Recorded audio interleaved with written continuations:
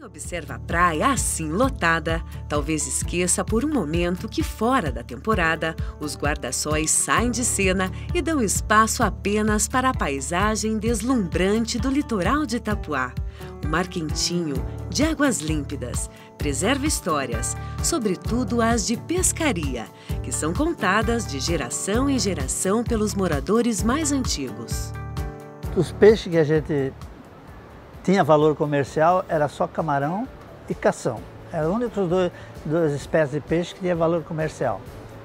E a curvina também, que daí a gente levava para São Francisco para vender lá, curvina. Mas o cação, a gente fazia o charque dele. Charqueava e meu sogro ia para Paranaguá e passava um telégrafo para lá e o caminhão vinha aí, levava para exportação, era tudo para exportação, cação, bacalhau. E o camarão era salgado, tinha umas salgas, as mulheres descascavam, as moças, e salgavam e era vendido para Penha.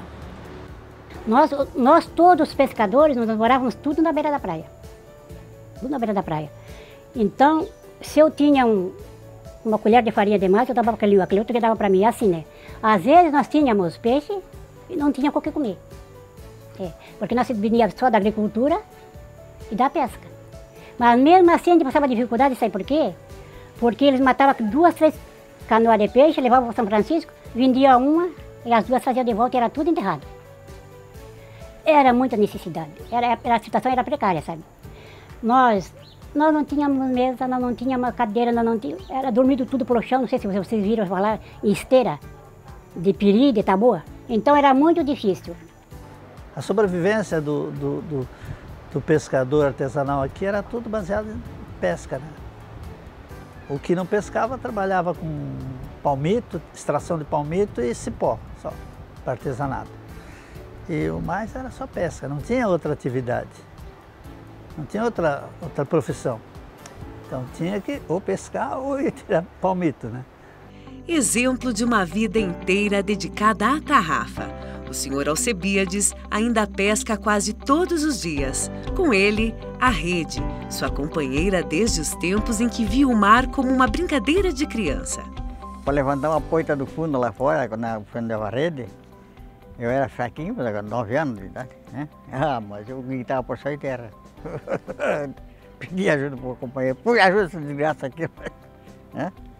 Mas eu dava conta, do meu recado eu dava conta. Caía na água, nadava, mas eu pintava o bode. Mas não desistia, né? E nunca desistia da pesca. A pesca era a remo. Se largar nesse marzão de Deus aí, as canoinhas pequenas de boca, não existia motor, era novo, né?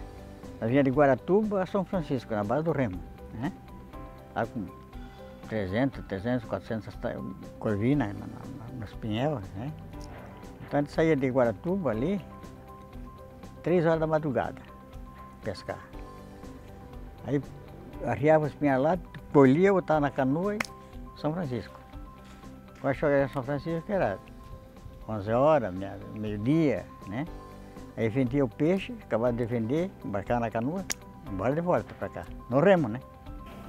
Com a carteirinha de pescador profissional em mãos, o senhor Alcebiades ainda conta com orgulho como era a pescaria naquela época e as principais diferenças entre aquele tempo e os dias atuais. Olha, a transformação da pesca mudou do dia para a noite, hein?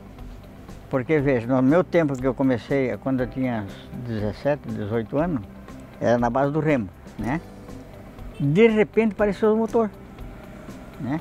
Então um comprava um motor, outro tinha uma canoa, ele sentava o motor, né? Aí ficou tudo mais fácil, né? A quantidade de pescado era às vezes mais, né? Porque, claro, o cara ia mais longe, né? Então mudou muito, muita coisa. E quem é que nunca ouviu a expressão popular? Isso aí é história de pescador, não é mesmo? Só que em Itapuá, as histórias são reais, contadas pelo senhor Alcebiades, pela senhora Dulce, pela senhora Matilde, entre tantas outras pessoas que viram de perto as transformações do município.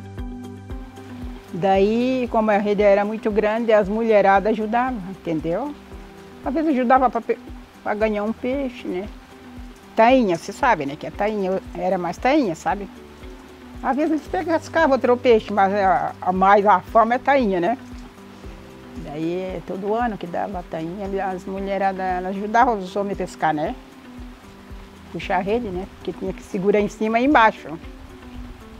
Mulherada no chumbo segurando, né? E os homens puxando em cima. Tinha que abaixar, sabe por quê? Para o peixe não escapar, né? Aí ela foi pescar. Eles foram, as mulheradas, né? A canoa foi lá para... Eles vão pelo mar, né? E as mulheradas vão pela praia, entendeu? Iam pela praia.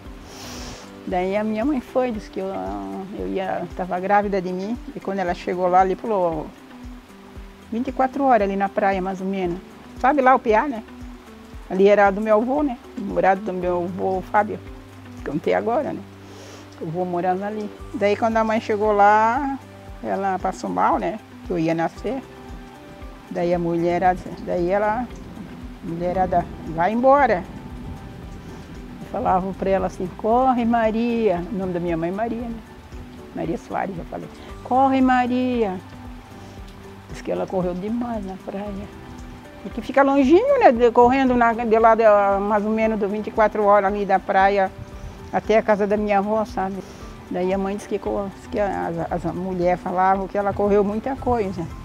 E quando chegou na casa da minha avó, naqueles tempos a mulher usava saia larga, né? 2, 3 saias, sabe? Inclusive para fazer um parto, às vezes, né? Tinha 2, 3 saias. Aquela saia rodada, né? Aí quando a mãe chegou, a avó disse que fez assim na saia. Disse que aparou eu na saia. Daí meu esposo, quando brigava comigo, falava, você é tão apressada que nasceu até na praia. Eu falava para ele, não, eu não nasci na praia.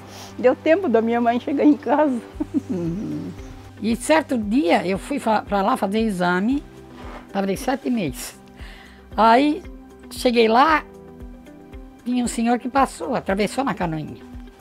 E quando eu cheguei aqui nessa barra, estava uma grande maresia, maré do mar, que entrava dentro do mangue. Aí comecei a bradar, não apareceu ninguém. Ninguém. Aí eu fui vindo pela beira do mangue, quase até ali onde tem não é no final da barra, no final do asfalto ali, por ali. Aí cheguei lá no mangue, tinha mais um riozinho para atravessar, eu atravessei a nado, grávida de 7 meses. E quando eu cheguei ali, bradei, não tinha ninguém. Ninguém para atravessar.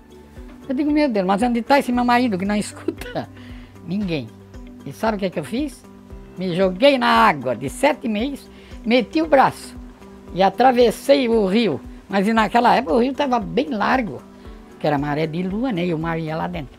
Atravessei o rio e bati no outro lado. Na casa em que mora há mais de 50 anos, o Sr. Manuel ainda preserva o hábito de mexer com a terra. Ele conta que, além da pesca, a agricultura também era um meio de subsistência das famílias itapoaenses. Nós plantava na época o milho, o feijão, o arroz, né? A mandioca, que nós chamamos de mandioca, né? E fazia farinha. Fazia farinha da mandioca, nós pegava, nós plantava 1 ano e meio, 2 anos de idade a mandioca, nós ia lá na roça, arrancava ela, né? Aí trazia, tinha uma casa grande que chamava de engenho, né? Aí trazia para aquele engenho lá, rapava tudinho com a faca e relava ela com uma roda, assim, virando e cevando aquela mandioca. Formava em massa, depois colocava num tipitim, né? Colocava um negócio para secar, para achatar aquela massa, para tirar água, ficava só aquela massa. Aí colocava no forno e torrava, fazia farinha. Aí eu trabalhei muito nisso aí, trabalhei muito. Plantava arroz, banana, feijão, era a lavoura que tinha. Milho, o aipim para fazer a farinha, né? Era feito farinha naquele tempo, até hoje, né? É feito nos engenhos, né? Só que hoje o engenho é tocado tudo na base do motor, né? Naquele tempo era na base do muca aqui, ó, só no bodoque. Vai para lá e vem para cá. Eu levantava com 16 anos, eu levantava às 3 da madrugada para ajudar o velho a fazer farinha. mês de inverno, de os dedos ficar encarangados, de moer a massa. Eu acho que você sabe que quebra o tipiti, né? E daí bota no coxo, quebra e daí bota na peneira para fornear. Os dedos encarangavam e ia lá na boca da fornalha para esquentar os dedos para botar de volta. No Pontal, o senhor José, mais conhecido como Zequinha, caminha nas proximidades do Farol, ponto turístico da região. Ele explica que antigamente era difícil comprar e vender peixes no local. Então, ele ia para São Francisco comercializar os produtos que pescava. Como não haviam estradas, o trajeto era feito de barco pelo mar. A nossa região aqui era pouquinha população, muita pouquinha casa, porque a maioria das casas eram tudo casa de palhas. Era uma realidade ter uma casa de telha.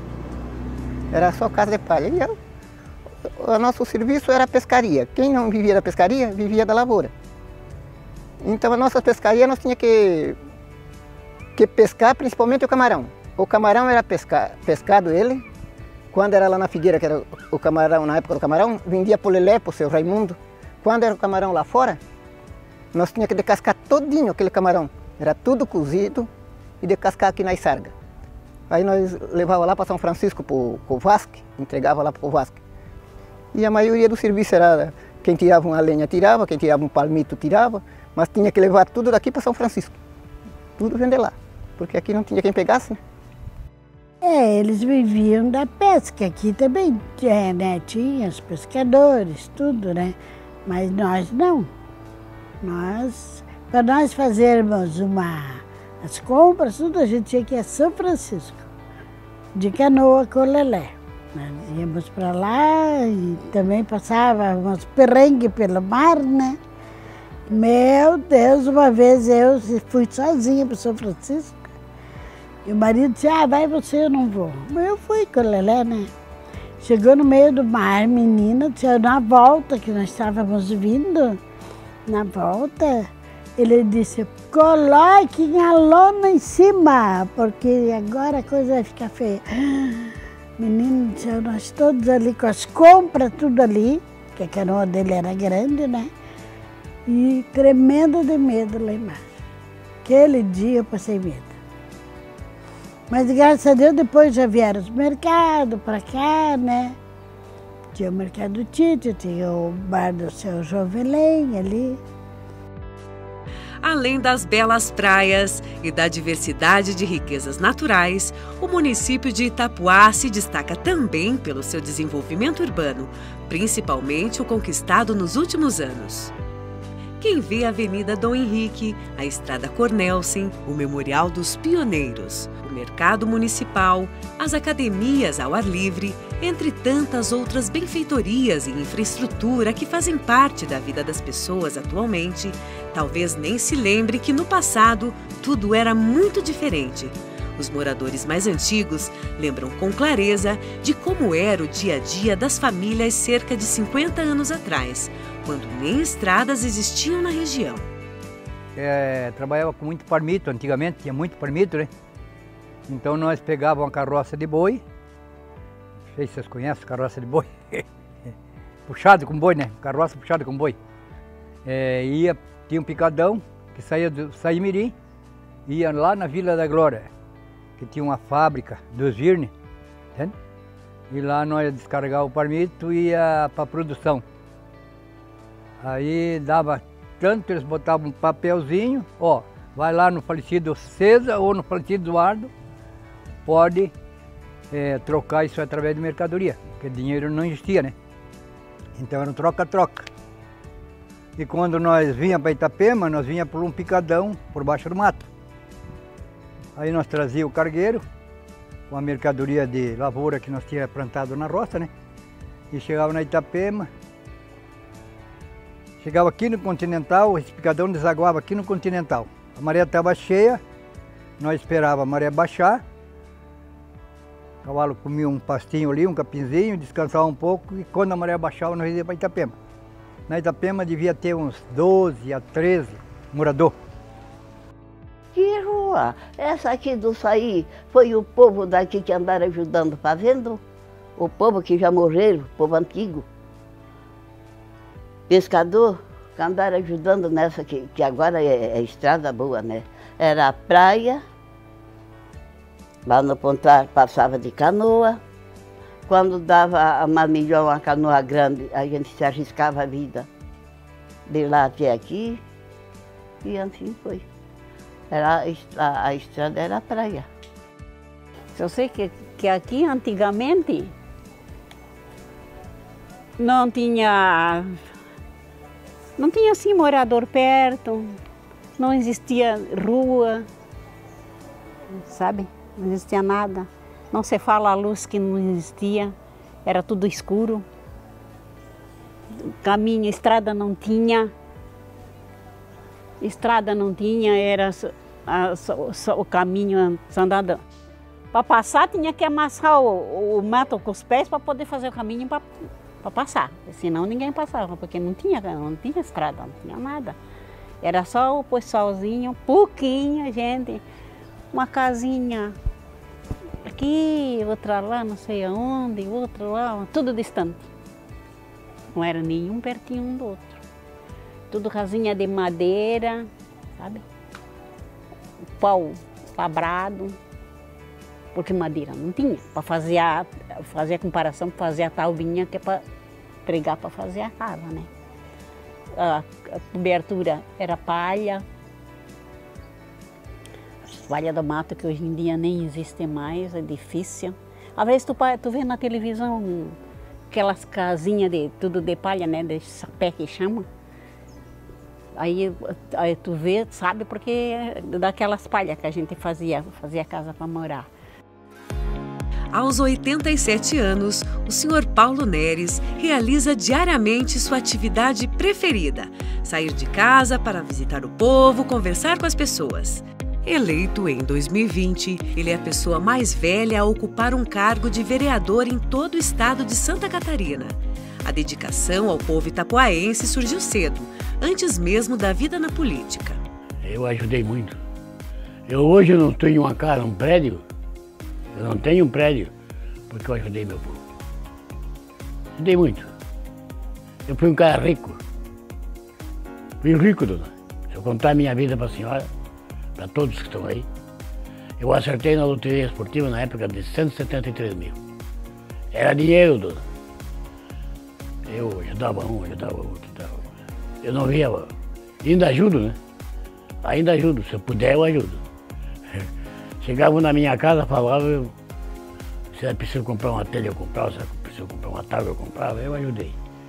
Eu não me reclamo de não ter o dinheiro, porque eu não gastei em malandragem, compreende? Eu gastei em coisa boa. Sou filho daqui, né? Eu amo Itapuá igual como amo minha mãe, amava minha mãe e meu pai. Né? Uma coisa. O Sr. Neres ainda teve uma participação importante no processo de emancipação de Itapuá. O município, que pertencia a Garuva e ainda antes a São Francisco do Sul, tornou-se independente em 1989.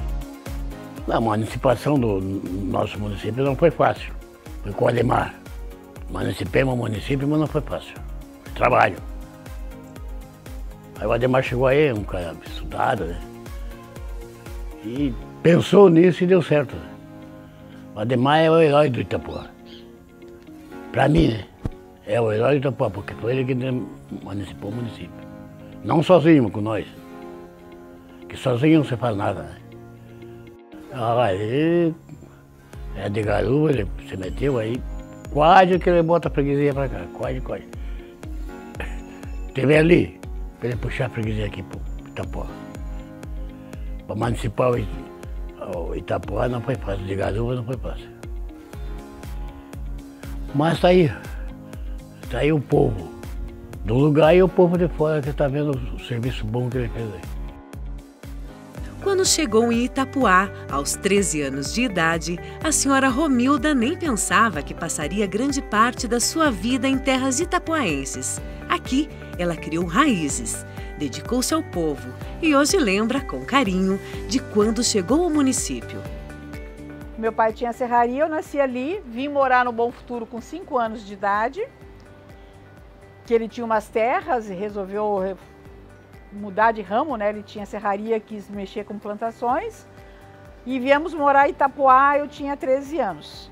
Mas já conheço Itapuá desde que eu me entendo por gente, né? A gente chegava aqui na praia, tinham poucos comércios, ali o Zagonel, que tinha a serraria, e o pai gostava de acampar em Itapema, nas pedras, então tinha que esperar a maré baixar, porque a estrada era só pela praia, né? Na verdade, a praia baixava e era uma distância bastante grande, era como se andar no asfalto praticamente de carro, né? Da praia, muito peixe, né? Quando davam e o pessoal pescava com as redes, assim, era uma abundância, né? Aquilo era um espetáculo até, todo mundo gostava de ver. Enfim, era uma natureza sempre bonita, né? Agora com muitas dificuldades, né? Também porque você tinha a beleza, mas por outro lado você não tinha onde estudar, você não tinha luz, não tinha água, não tinha... Enfim, não tinha médico, não tinha dentista, então tudo era muito difícil. Você tinha que ir a Garuva, que era difícil para chegar em Garuva, a Joinville, se você precisasse de um recurso assim, um pouquinho melhor. E Garuva também era ainda muito precário, né? As coisas foram melhorando aos poucos, mas o que mudou muito a nossa história foi a partir da emancipação, né? Romilda foi uma das pessoas que acompanharam de perto a luta pela emancipação. Casada há mais de 40 anos com o senhor Ademar Ribas do Vale, que foi o primeiro prefeito eleito do município. Ela conta que as mudanças começaram a acontecer quando Itapuá se transformou em uma cidade livre. O Ademar, que é meu marido há 40 e tantos anos, chegou aqui, se empolgou, mas viu que a coisa não era muito fácil, né? Então tinha que se envolver com a questão política, porque Garuva não se preocupava com a gente aqui, né? Então a coisa era bem complicada, difícil. Aí acabou se envolvendo e vendo que a única saída para nós era a emancipação, né? Aí as coisas começaram a melhorar, né? Então aí a coisa começou a acontecer, o município começou a caminhar realmente. Aí a luz já tinha acontecido antes, né? A luz foi em 78, foi quando a gente casou. Foi que conseguiu a luz, foi um trabalho também de uma equipe de pessoas que ajudaram a pagar, então tudo isso. Mas o que mudou mesmo na nossa história foi a emancipação, né? Aí as coisas começaram a melhorar, depois o trabalho do porto também, né? Que foi um trabalho que o Ademar sabia que existia uma área retroportuária, daí ele foi atrás das pessoas que teriam interesse, do Batistella. Aí eu acho que a gente também teve a questão financeira para a cidade, né? Que a gente que tem um posto de gasolina há muitos anos, era muito complicado você viver só da temporada, era bem difícil. Enfim, agora a coisa está crescendo, a gente está vendo assim, é visível, né? Onde você entra, a rua que você passa. Claro que a gente sabe que tem muita coisa para construir ainda, né? Que a cidade ainda tem muita coisa para fazer. Mas cada um fazendo um pouco, daqui a pouco a gente... Quer dizer, parar de fazer nunca vai parar, né? Sempre vai precisar. Mas tá melhorando bastante. Autor do livro Memórias Históricas de Itapuá e Garuva, o professor e economista Vitorino Paese acompanhou as diferentes fases que contribuíram para a expansão de Itapuá. Entre os diferentes relatos registrados na sua obra, ele conta como os primeiros investidores colaboraram para a fase de ocupação da cidade. Assim, Itapuá teve várias fases, né? Então, a primeira fase foi de ocupar o local, né? Então, tanto a praia quanto as margens da estrada precisavam ser ocupadas. E como isso aconteceu? Acenando para as pessoas para que adquirissem imóveis às margens da estrada e praticamente a preço simbólico, né? E assim aconteceu uma reforma agrária natural, sem maiores problemas. Paralelamente, as pessoas vindo para se tornarem frequentadores de Itapuá, aqui construírem suas casas, né, e serem veranistas, né? E o processo foi se multiplicando. Então, começaram a surgir outros loteadores, né? Como João Cornelsen, Aguiar, Geraldo Guinter, né? E tantos outros, né? E cada um implantando o seu loteamento, vendendo, é um termo até, vender, praticamente trocar, para ter uma ideia, um imóvel que hoje na avenida do Itapema é 300 mil reais, era trocado por um televisor, quando não por um gravador, né? Então, podem imaginar como foi a luta, e a maioria desses loteadores não usufruíram, tiveram apenas a satisfação de serem, contribuírem para que Itapoá se consolidasse, né? Esse foi a recompensa da maioria deles, né?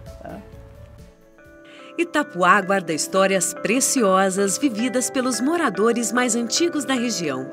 Da Barra do Saí ao Pontal do Farol, centenas de pessoas colaboraram para que o município se tornasse referência em cultura, lazer e desenvolvimento. Habitada por famílias nativas ou pelas que a escolheram para viver em tempos remotos, Itapoá é fruto do amor e da dedicação de um povo que criou raízes por essas terras. O casal Mertens é um exemplo de família que escolheu Itapoá para viver. Em frente ao Hotel Pérola, comprado por eles em 1970, o Sr. Marcos e a Sra. Nair contam qual foi a primeira impressão que tiveram quando chegaram ao município. A imagem é bem diferente de hoje, porque podemos dizer assim, eram 4 vilas, 3 vilas de pescadores e a praia central, que eu denomino, que era onde era a sede do distrito de Itapoá. Essa é a primeira imagem que vem. Tudo muito natural, muito simples, nada como hoje, não tinha estrada nenhuma dentro do município, né? Só tinha estrada de acesso da Serrinha, que chegava na praia onde hoje está o Hotel Nils. E era tudo muito natural, tudo mato, né? Poucas construções, na época incluindo ainda o Saimirim e o Braço do Norte, eu acho que, se não me engano, eram 300 pessoas, a população inteira, então era muito pequeno. Aí nós chegamos aqui, a gente veio pela praia, que não tinha acesso, né? E a minha mãe, quando chegou aqui, que ela viu, desceu o morro lá do Zagonel, e nós chegamos aqui, ela olhou para mim e disse assim, na hora que chegou, Nair, minha filha, isto aqui vai ser para os teus netos ou bisnetos, para ser uma cidade. Até lá, então, vai ser uma praia praticamente deserta, né? Vai demorar muito para virar cidade. E é o que aconteceu, né? O desenvolvimento foi muito lento, mas graças a Deus ainda nós conseguimos viver tranquilamente, com saúde, para usufruir das belezas, da evolução.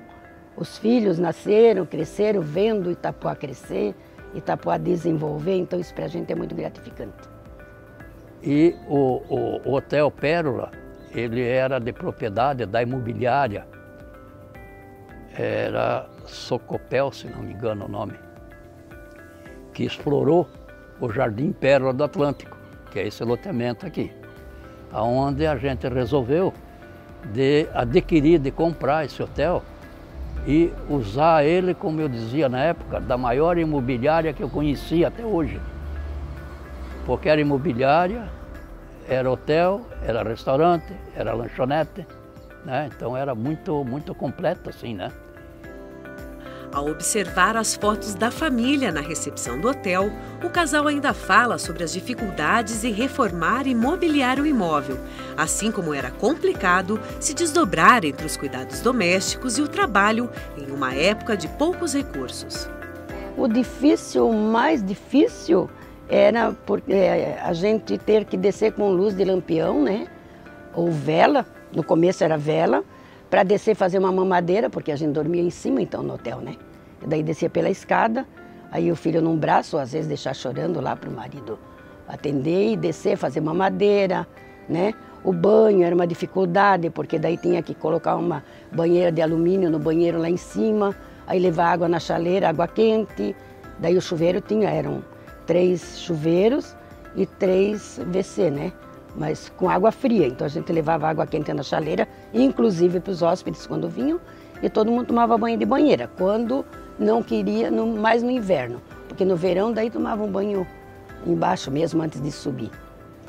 Da parte assim, vamos dizer, de acabamento do hotel, algumas coisas chegaram a vir até de teco-teco, porque não tinha, né, como eu digo, não era todo dia que a gente entrava e saía, né, da cidade, né, hoje, porque a estrada só existia, a estrada da Serrinha, que nós chamamos, hoje é chamada Estrada do Porto, né? Ah, sim, na época a gente, quando veio para cá, era tudo aquelas camas turcas, né? Aquelas camas, não sei como é que eles dizem hoje, tipo cama de campanha, roupa de cama. No começo que nós íamos para cá, o hotel, meu enxoval, que foi bem farto quando eu casei, eu tinha bastante roupa de cama, o hotel era arrumado como se fosse a minha casa, tudo com as roupas de cama. Lençol, travesseiro, porque as roupas eram bem precárias. Então, às vezes vinha muita gente e não dava para todo mundo, eu pegava e usava minha roupa de cama nas camas. Mas não tinha armário nos quartos, né? E o banheiro coletivo, os corredores tudo de madeira, daí eu já comecei a passar cera, invernizar, e daí fomos comprando cama, melhorando. Roupa de cama, no primeiro, segundo ano a gente já comprou alguma coisa. O material vinha até a sede do distrito, onde hoje é ali o Zagonel e por ali, e dali era transportado por carroça até onde hoje é o hotel. Outra família que também decidiu morar em Itapuá foi a da dona Alcini e do senhor Celso. Ela chegou no município ainda criança e ele, que morava em São Paulo e trabalhava no ramo imobiliário, estava de passagem por aqui quando se conheceram. E olha que curioso, o primeiro encontro foi no Hotel Pérola. Esse encontro é que naquela época você não ia comprar leite no mercado, não tinha, né? Não tinha mercado para comprar leite. Então ali no Hotel Pérola eles tinham uma vaquinha de leite. E daí eu fui buscar leite. Eu fui buscar leite lá no Hotel Pérola, eu e uma menina que trabalhava com a minha mãe. A gente foi buscar leite e daí o Celso estava lá na área estendendo uma camisa suja. A Benta trabalhava no Hotel Pérola, daí a Benta falou, o Celso está estendendo uma camisa suja no varal. Daí a vaquinha não tinha aparecido. Daí ele falou que ia levar os leites para mim de noite, lá na minha casa, né? Daí de noite ele foi com o pai dele lá levar os leites lá em casa, daí a gente se conheceu e começou a namorar. Dona Alcini ainda lembra de como era Itapuá nos seus tempos de criança. Não tinha luz nem água, né? Então a gente tinha liquinho, né? Aquele bujãozinho de gás, né? Com a lanterna em cima, né? A gente tinha aquele liquinho e água era água de poço, né? Que a gente usava. E para tomar a gente usava a água da chuva. Então a água de poço era muito amarela, né? Então a gente tomava a água da chuva. Minha mãe, me lembro que minha mãe e meu pai colocavam para a água da chuva, a gente tomava a água da chuva naquele tempo, porque também não tinha mercado, não tinha nada, né? Então meu pai ia para Curitiba e trazia mantimento, essas coisas, né? Ou para São Francisco, né? Daí se precisava alguma coisa assim urgente, ia para São Francisco. E não tinha estrada também beirando a praia, né? Então era tudo pela praia. Às vezes a gente descia na praia para chegar no Balneário Paese, que depois já foi montado o Balneário Paese, né? Daí a gente descia pela praia no Balneário Paese, às vezes encalhava Kombi porque a maré pegava, entende? Daí tinha que chamar ajuda daí para desencalhar a Kombi para chegar onde a gente tinha a casa, né? E não tinha, assim, estrutura nenhuma, né? Não tinha estrutura nenhuma, que era tudo pela praia, né? Fazer as coisas pela praia. Eu cheguei a estudar aqui em Itapoá, numa escolinha de madeira, no bairro de Itapoá mesmo. As canções do Terno de Reis até hoje são inspirações para o Sr. João Miranda. Ele conta que a celebração realizada em homenagem aos 3 reis-magos era marcante na comunidade antigamente.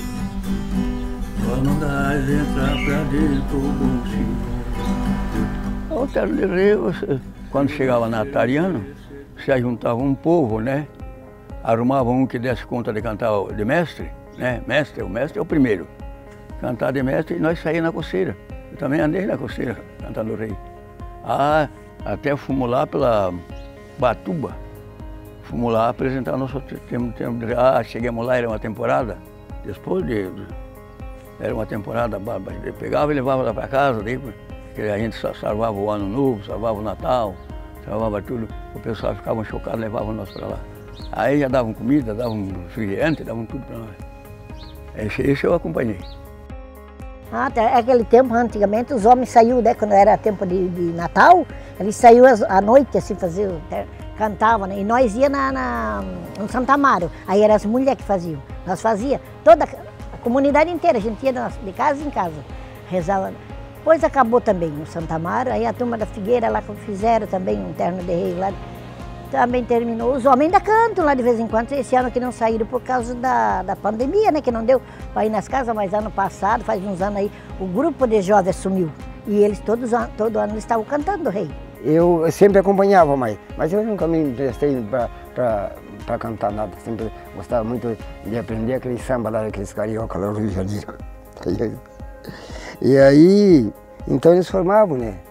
Tinha uns instrumentos, tinha a Rebeca, que é o violino, né? E violão, gaita, acordeon. Saiu aí com a realizada.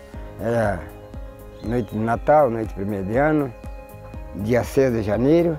E aí a mulherada fazia dia 15 de janeiro também, terno de reis de mulher.